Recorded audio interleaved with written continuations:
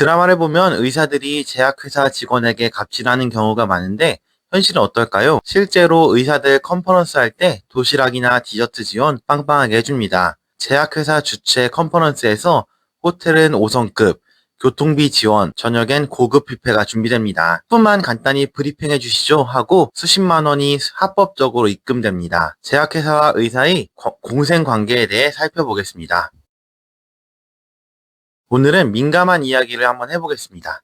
뉴스 보시면 의사와 약사가 자주 싸우는 주제가 하나 있습니다. 바로 성분명 처방입니다. 보통 사람들은 아니 성분이 같으면 똑같은 약 아니야? 왜 그렇게 싸워? 라고 생각하시죠. 근데 의사들이 이걸 강력하게 반대합니다. 공식적으로는 약의 효과가 다를 수 있고 환자의 안전이 우선이다 라고 말하죠. 완전히 틀린 말은 아닙니다. 하지만 숨기고 말하지 않는 속사정이 있습니다. 제약회사와 의사의 끈끈한 공생관계에 대해 살펴보겠습니다. 병원에 가보시면 아침 일찍 양복 입고 가방 든 분들이 진료실 앞에서 줄 서 있는 거 보신 적 있나요? 요즘 세상에 예전처럼 약 처방 건수에 따라 현금으로 보상하는 노골적인 리베이트는 거의 없어진 것으로 알고 있습니다. 그런데 한국 사람에게는 인지상정이라는 공감대가 있습니다. 아침마다 따뜻한 커피, 신선한 샌드위치, 비싼 조각 케이크를 영업사원들이 진료시간마다 가져다 줍니다. 매일 밥 먹자고 요청을 합니다. 제약회사마다 접대비용 규정이 딱 있어요. 금액은 차이가 있을 수 있지만 점심은 인당 5만원,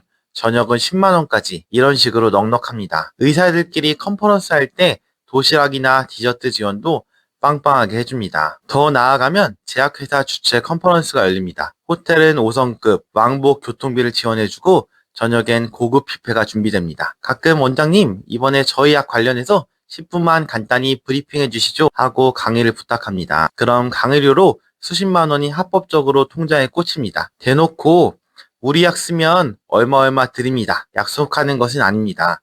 그런데 매일 얼굴 보는 제약회사 직원이 잘 부탁드립니다 하고 특정 약의 장점 자료를 정리해서 강의를 하다 보면 자연스럽게 익숙한 그 약을 처방할 확률이 높아지게 됩니다. 광고에서 많이 보던 제품을 마트에서 먼저 손이 가는 것과 비슷한 원리입니다. 그런데 여기서 성분명 처방이 도입된다면 이건 의사들 입장에선 쏠쏠하게 챙기던 여러 부가적인 혜택들이 한순간에 사라지게 되는 것입니다. 지금은 의사가 A 제약 사이레놀 딱 찍어서 처방하니까 제약회사가 의사한테 잘 보여야 합니다. 그런데 성분명 처방이 되면 의사는 그냥 아세트아미노펜이라고만 처방하고 환자가 약국에 가서 어떤 회사 약을 받을지는 약사 마음이 됩니다. 아침마다 커피, 도시락 싸들고 호텔 뷔페에 예약하던 제약회사 영업사원들이 어디로 갈까요? 병원이 아니라 약국으로 몰려가게 됩니다. 따라서 성분명 처방을 반대하는 이유 중에는 이런 혜택을 포기하기 싫은 마음도 일부분 있는 게 확실합니다. 저도 의사로서 오리지널 약과 카피약이 100% 똑같다고 생각하진 않습니다. 제조 공정에 따라 퀄리티 차이가 날 수 있습니다. 특히 일부 정신과약 카피약으로 바뀌고 효과가 차이 난다고 호소하는 환자도 많이 봤습니다.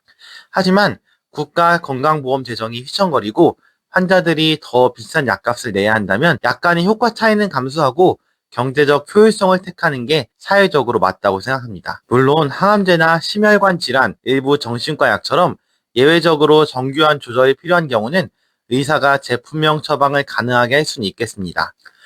성분명 처방을 하게 되면 제약회사의 경제적 지원이 소수의 약국에 집중되게 됩니다. 이게 더 좋은지는 의문이 있지만 사회경제적으로 효율적이라는 것은 분명합니다. 건강보험료 적자가 부일보듯 뻔한데 할 수 있는 부분은 최대한 바꿔야 합니다. 약사들은 성분명 처방받는다고 약국이 리베이트 받지는 않을 것이라고 주장을 하는데 사실 그건 말도 안 되는 소리라고 생각합니다. 거대한 돈이 걸려있는 상황에서 제약회사가 포기할 리가 없습니다. 제약회사는 방법을 찾을 것이다. 늘 그랬듯이. 동료 의사들이 보면 좀 싫어할 것 같긴 합니다. 하지만 건강한 토론을 위해서는 의사들도 솔직해질 필요가 있습니다. 자꾸 본질을 벗어나는 이야기만 하면서 국민들이 의사를 믿어주길 바라는 것은 너무 큰 욕심입니다. 의사와 환자 간의 신뢰가 회복되고 더 좋은 의료 시스템이 만들어지길 바랍니다.